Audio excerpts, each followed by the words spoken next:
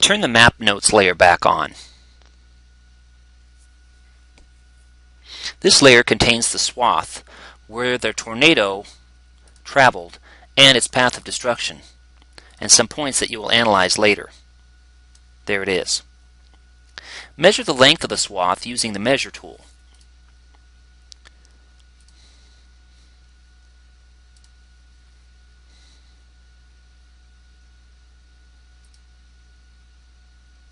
Measure the width of the swath, the average width, again using the units of measure in your answer.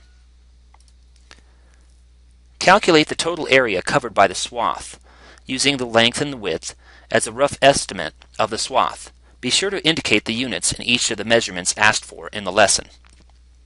What I asked for is area in square meters, area in square kilometers, and area in hectares. Then I ask area in square miles and area in acres.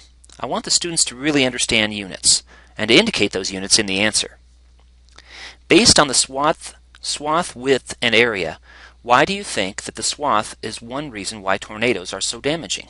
Right? I want people to really understand through this lesson that it's not just the touching down of the tornado that causes the problems.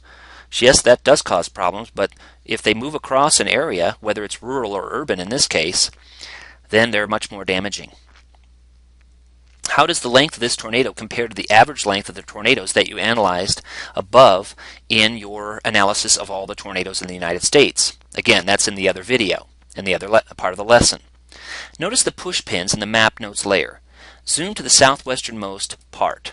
Let's go ahead and go down there. And let's click on one of these push pins. Okay, it's an industrial area, we see. What types of buildings were damaged here?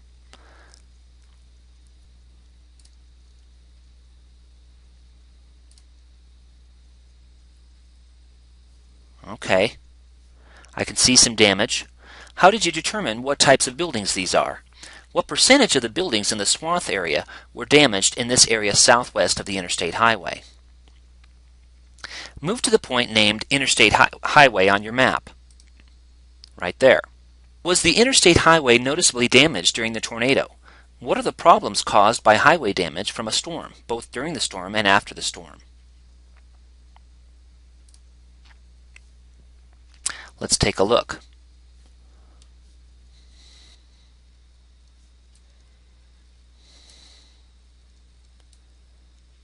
It doesn't appear that the highway was damaged all that much.